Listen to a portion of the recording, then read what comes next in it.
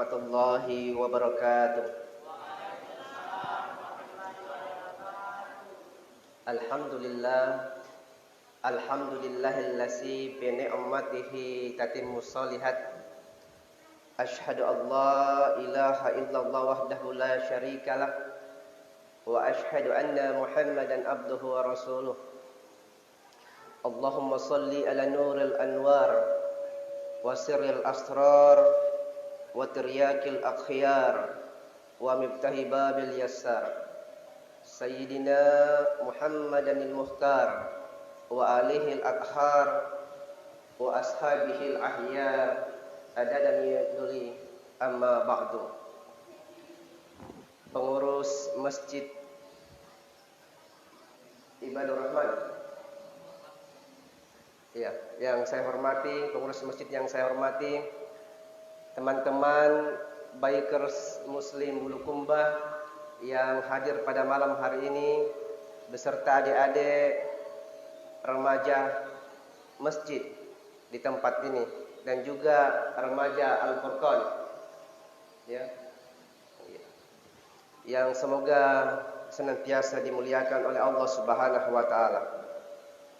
Jamaah sekalian, dalam sebuah hadis sahih Rasulullah sallallahu alaihi wasallam bersabda, "Al-Islamu ya'lu wa la yu'la alai."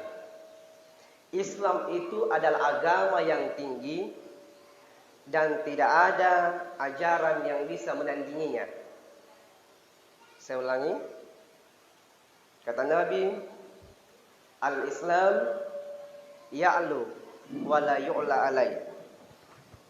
Islam itu adalah agama yang tinggi dan tidak ada ajaran agama yang bisa menandinginya.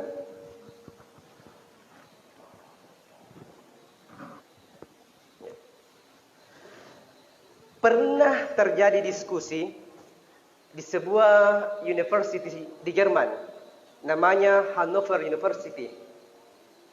Di situ ketemu 9 pemuka agama. Ada 9 pemuka agama. Kemudian disodorkan satu makalah oleh seorang dokter yang ingin bertanya kepada 9 pemuka agama ini tentang agama mana, ajaran mana yang paripurna bisa mengajarkan tentang nilai kesehatan. Karena menurut makalah yang disodorkan oleh dokter ini, profesor ini, untuk bisa sehat, Bapak Ibu sekalian, untuk bisa sehat secara paripurna, maka ada 4 hal yang harus kita lakukan atau ketahui. Yaitu pertama, mengatur pola hidup. Yang kedua, mengatur pola makan. Yang ketiga, mengatur pola pikir. Dan yang keempat, olahraga. Ini syarat mutlak seseorang agar bisa mendapatkan namanya kesehatan yang sempurna. Memperbaiki 4 hal ini. Di antara 9 pemuka agama ini, atau di antara semua ajaran agama yang ada, tidak ada satu agama pun yang bisa mengcover keempat ini, keempat pola hidup ini, kecuali Islam. Islam bisa mengcover 4 ini. Pola hidup Islami, seperti yang kita lakukan, kapan kita tidur, kapan kita bangun, bagaimana membersihkan diri, itu ada dalam Islam. Pola makannya dijawab dengan puasa. Kita diatur bagaimana berpuasa agar tubuh kita ini sehat. Pola pikirnya, kita diminta untuk banyak-banyak berzikir, berdoa. Dan olahraganya ada dalam gerakan sholat. Jadi 4 hal syarat mutlak untuk sehat, semuanya ada dan hanya ada dalam ajaran Islam. Pola hidup Islami, pola pikirnya zikir, doa. Kemudian olahraganya gerakan sholat. Inilah yang akan kita jelaskan bagaimana hakikat dari sholat ini sampai nanti adab-adabnya. Nah, itulah makna bahwa al-Islamu ya'lu wa la yu'la alaih. Islam itu agama yang tinggi dan tidak ada yang bisa menandinginya karena semua ada di dalam Islam. Kita bisa lihat dalam beberapa catatan saya, di beberapa negara yang sudah diteliti, contoh pertama di Cina. Di Cina itu Pak, sekarang ada kebiasaan, kalau mau sehat di terapi orang, dibangunkan jam 2 malam. Jadi kalau mau terapi sehat, jam 2 malam dikasih bangun nih, bangun maki.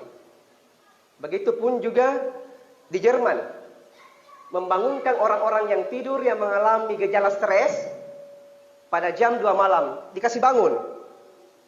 Di Jepang bahkan, itu juga menjadi tradisi, bangun di tengah malam.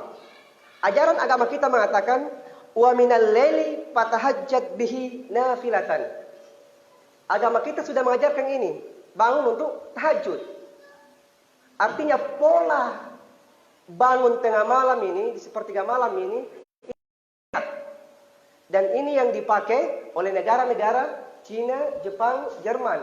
Orang-orang yang punya gejala stres dikasih bangun di terapi jam 2 malam ke atas. Ya. Kenapa?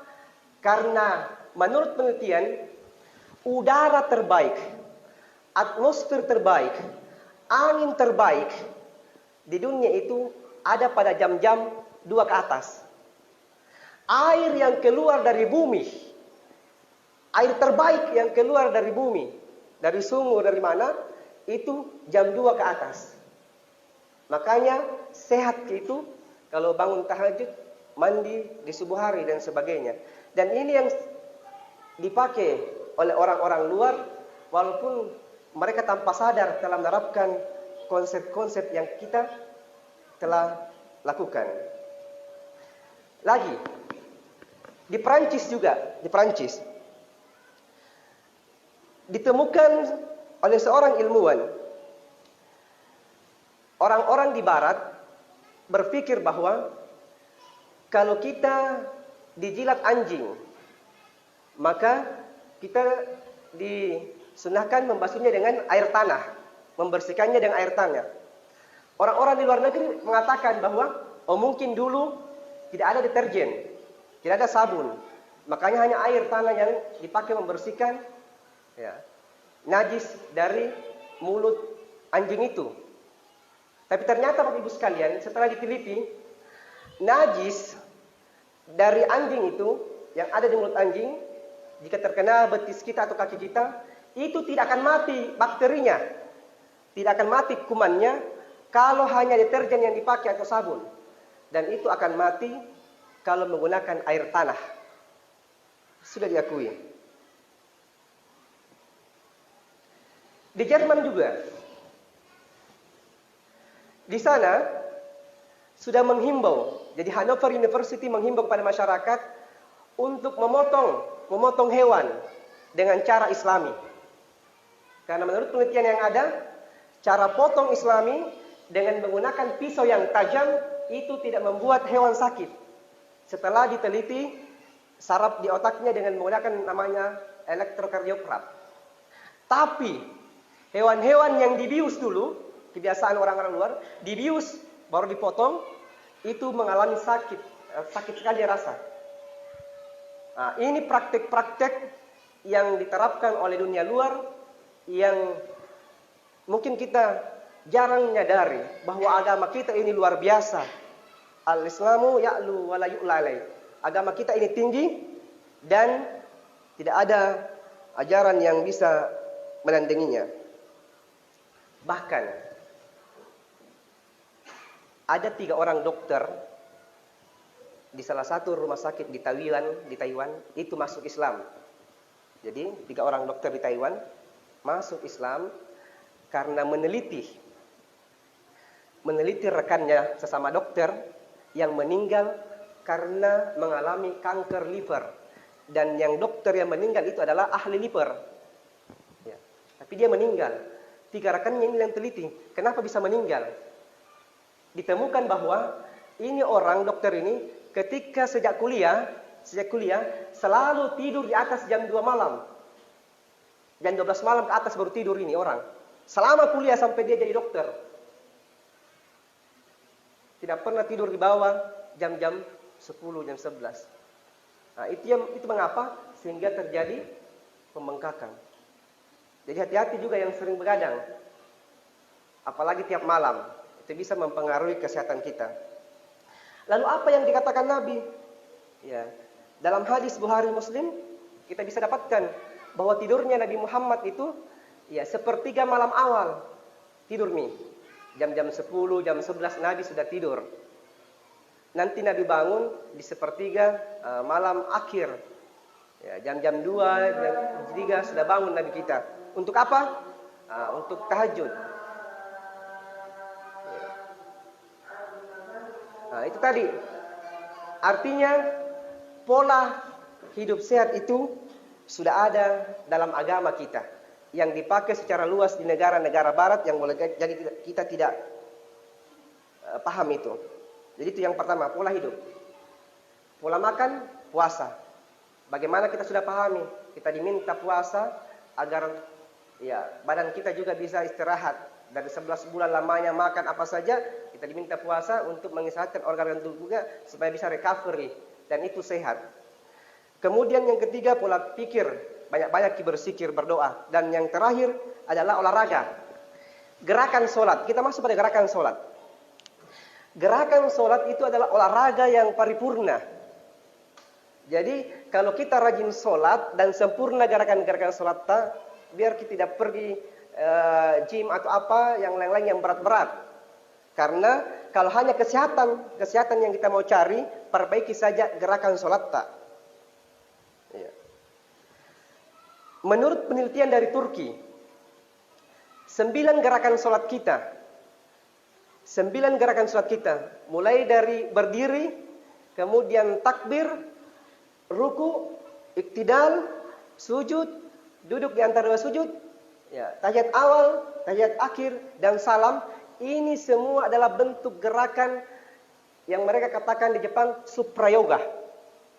Bahkan dalam satu buku, Pak, yang ditulis oleh seorang ilmuwan mengatakan bahwa teknik-teknik yoga di luar negeri itu, di Jepang dan sebagainya, itu mengambil atau mengadopsi dari gerakan sholat kita sehingga sehat.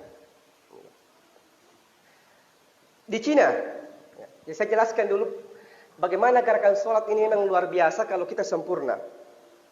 Kalau kita berdiri dengan sempurna, Pak, Bu, pada saat sholat, maka itu akan melancarkan tekanan darah. Pada saat kita berdiri sempurna, pada saat sholat, itu akan melancarkan tekanan darah. Mungkin kita duduk-duduk ini, lama duduk, aliran darah kita tidak lancar. Tapi sebentar kalau kita bangun sholat, kemudian sholat berdiri dengan sempurna, itu akan melancarkan tekanan darah kita ke bawah. Pada saat kita takbir, itu proses penyemprotan darah. Kemana? Ke telinga dan mata. Jadi pada saat kita takbir. Dan juga proses menyerap energi, proses menyerap udara yang segar. Allahu Akbar. Ketiga, ruku. Ruku itu adalah gerakan untuk melenturkan memori otak. Kalau kita ruku dengan sempurna, itu memori otak akan menjadi relaksasi, nyaman, dan juga akan memperbaiki ginjal kita. Kalau sempurna ruku kita. Iktidal, Sami'allahu liman hamidah, itu mengatur tekanan darah. Ya, tekanan darah merah kita dan darah putih kita jika sempurna iktidal kita. Kemudian pada saat kita sujud Pak, sujud, Allahu Akbar, itu proses memasukkan oksigen ke bagian kepala, bagian otak. Kalau sering pusing-pusing, sering migrain, sakit kepala, pada saat pusing atau sakit kepala, lebih baik kita ambil air wudhu, kemudian kita sholat. Perbaiki sujud tak. Kalau perlu dikasih lama-lama sujud. Karena pada saat sujud itulah, jantung ini jantung kan kalau kita duduk begini, dia susah memompa darah ke otak. Susah dari ke atas darah ini. Tapi kalau kita sujud, maka jantung itu rata atau lebih tinggi daripada otak. Maka disuplailah masuk oksigen darah ke otak. Makanya orang yang pusing-pusing kemudian dia sholat, itu biasanya langsung segar kalau bagus atau sempurna lama sujudnya, karena itu menyuplai udara atau oksigen ke kepala.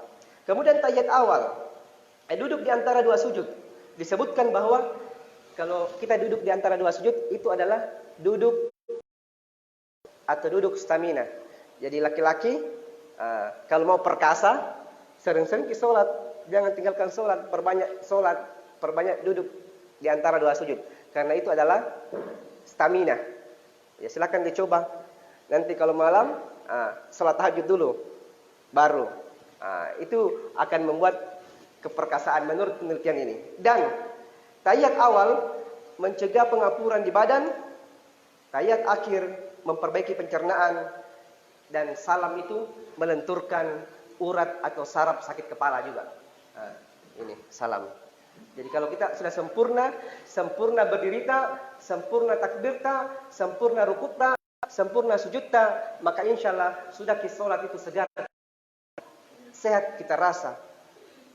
Stamina tak bagus. Kenapa? Karena memang gerakan sholat itu mengandung unsur kesehatan. Belum lagi Pak, unsur juga, itu yang tadi unsur kesehatannya. Yang kedua unsur tauhidnya atau keimanannya. Ketika kita berdiri, itu makna kita membesarkan Allah. Ketika kita takbir, itu cara kita membesarkan Allah. Ketika kita ruku, itu bentuk pengagungan kita kepada Allah. Ketika kita iktidal, itu bentuk pemujian kita kepada Allah. Ketika kita sujud, itu bentuk mensucikan Allah. Ketika kita duduk di antara dua sujud, itu berdoa, adab berdoa. Banyak doa di situ. Kemudian ketika tahiyat awal, bentuk penghormatan. Tahiyat akhir mengesahkan Allah. Salam kanan dan kiri itu perintah silaturahim. Kemudian yang ketiga, ini baru gerakan sholat. Ya, belum masuk kita ke pahalanya, keutamannya. Baru gerakannya saja sudah kita dapatkan kesehatan. Baru gerakannya saja kita sudah bisa mendapatkan nilai ketauhidan, keimanan kita meningkat. Baru gerakannya saja kita bisa mendapatkan nilai moral. Terakhir nilai moralnya. Ketika kita berdiri, maka pesan moralnya itu adalah suhud. Suhud. Mengesampingkan urusan dunia. Pada saat kita berdiri mau tinggalkan dulu dunia, kita akan menghadap Allah Subhanahu wa taala untuk sementara waktu, maka tinggalkanlah persoalan-persoalan dunia. Tinggalkanlah urusan-urusan dunia. Itu maknanya adalah, pesan moralnya adalah tawakal, Allahu Akbar. Berserah diri kepada Allah bahwa Allah adalah Allah yang maha besar. Kemudian ketika kita ruku, pesan moralnya adalah ridho, menerima keputusan Allah Subhanahu wa taala. Kemudian pada saat kita iktidal, pesan moralnya adalah kita diminta untuk banyak-banyak bersyukur kepada Allah.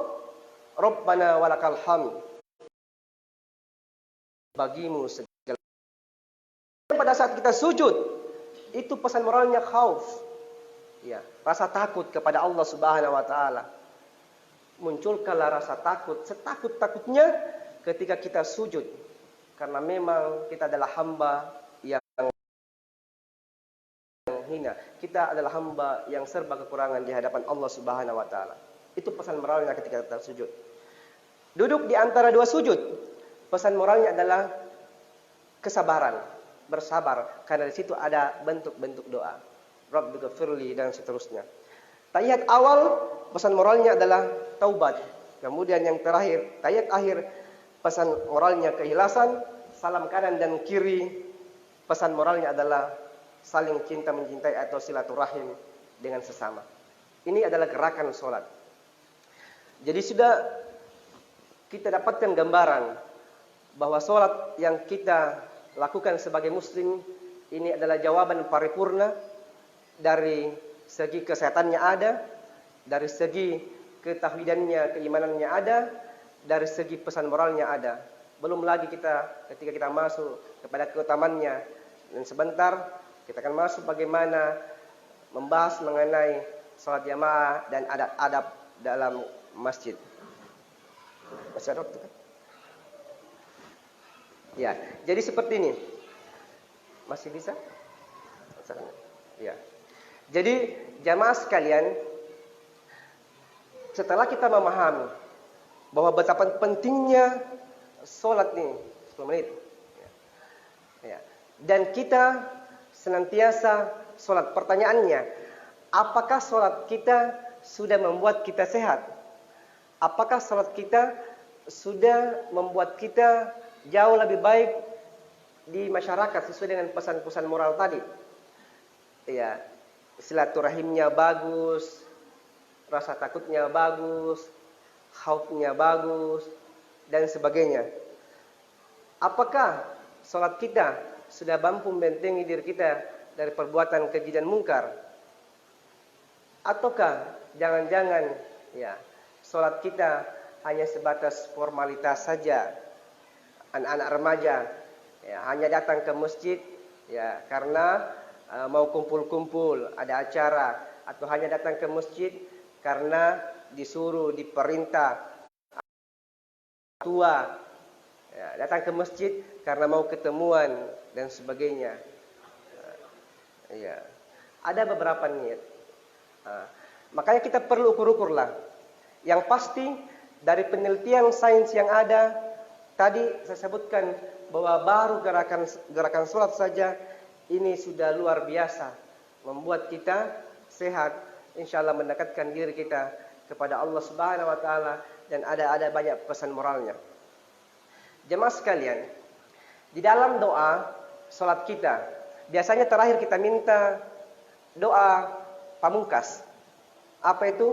Rabbana atina fid dunya hasanah wa fil akhirati hasanah wa qina azabannar. Ya, kita meminta kebahagiaan di dunia dan akhirat. Dan salah satu kunci kebahagiaan ini, ya, salah satu kunci mendapatkan surga Allah, ya, as-salatu miftahul jannah. Salat itu adalah kunci surga. Dan satu juga pesan, ya, untuk sesi pertama ini, agar kita bisa mendapatkan kebahagiaan dunia, ada pesan yang ingin saya sampaikan tentang sebuah riwayat, jamaah sekalian. Ada riwayat dari Luqmanul Hakim.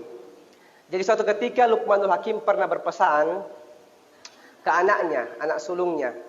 Berpesan Luqmanul Hakim begini, wahai anakku, besok kalau saya mati, lakukan 3 nasihatku ini. Kalau kau lakukan 3 nasihatku ini, maka insya Allah kamu akan mendapatkan yang namanya kebahagiaan dunia dan insya Allah kebahagiaan akhirat.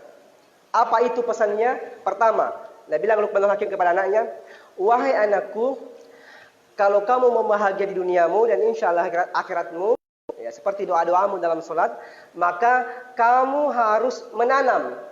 Coba, kamu harus menanam minimal 1 pohon 1 kampung. Tanam ke pohon minimal 1 pohon 1 kampung. Yang kedua, kalau kamu mau bahagia dalam hidupmu, kamu harus punya rumah minimal 1 rumah 1 kota. Yang ketiga, kalau kamu mau bahagia, maka kamu harus menikah minimal 1 kali 1 bulan. Ini 3 pesannya ini punya makna tersirat. Tidak dipahami oleh anaknya Luqmanul Hakim. Apa maksudnya ini? Pertama, ayahku bilang, kalau mau bahagia, tanam ki pohon 1 kampung 1 pohon. Misalnya tanam di desa ini, kemudian di sebelah lagi kita tanam sampai ke atas ke Topanda dan Bonto sebagainya. Kalau tanam ke 1 pohon 1 kampung, jangan-jangan bilang ki orang anu nih, orang gila baru. Berat ini. Iya. Yang kedua, orang tuaku minta kalau mau aku bahagia di dunia dan akhirat, kamu harus punya rumah 1 kota minimal. Yang ada rumah atas 1.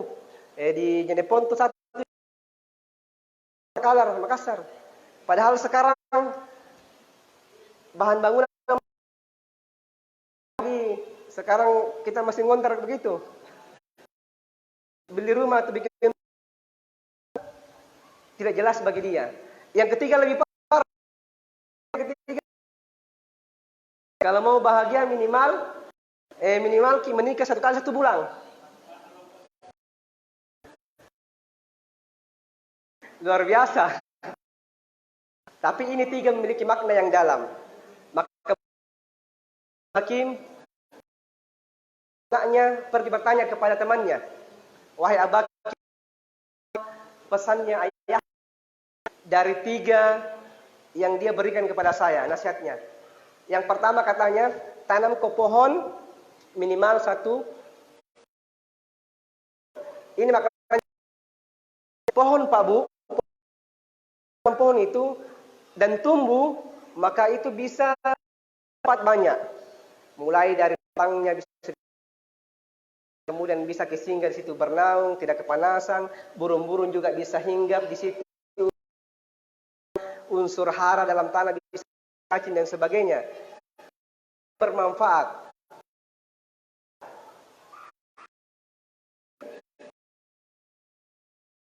Satu pohon, satu kampung adalah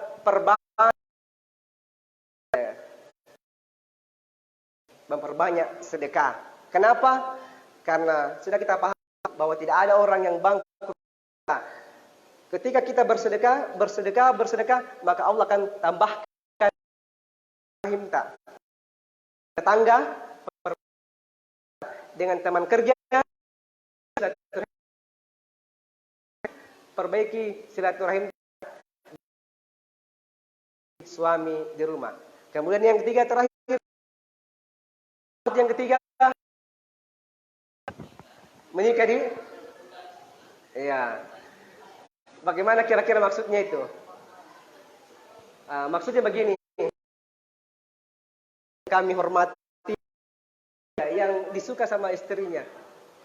Ada jamaah pernah bertanya, Ustaz, juga ya Humaira istriku? Bilang bisa. Dia bilang, tapi hitam ke istriku. Dia bilang, yang penting senangi cerita. Yang penting tidak kita bilang, ya Hajratul Aswad. Iya. Hajratul Aswad hitam kan? Kalau jujur. Segelas berdua. Tapi itu hari, Nabi habiskan 1 gelas. Habiskan. Nabi bilang istrinya, Aisyah, simpangan tong nggak? Taruh nggak cek deh, saya juga mau minum, saya juga haus. Tapi apa? Nabi habiskan. Nabi bilang, masih mau kak ini, haus sekali kak. Pilku tambahin. Berlarilah istrinya ke dapur. Kebiasaannya Nabi itu senang minum air dicampur lautan gula. Karena itu glukosa membuat tubuh kita itu. Karena sudah mau masuk sholat dan ada juga ini. Iya. Insya Allah nanti ada juga sesi untuk remaja. Oke, terima kasih atas perkataan semua. Mohon maaf atas segala kehilapan dan kekurangan. Ini saja. Wallahu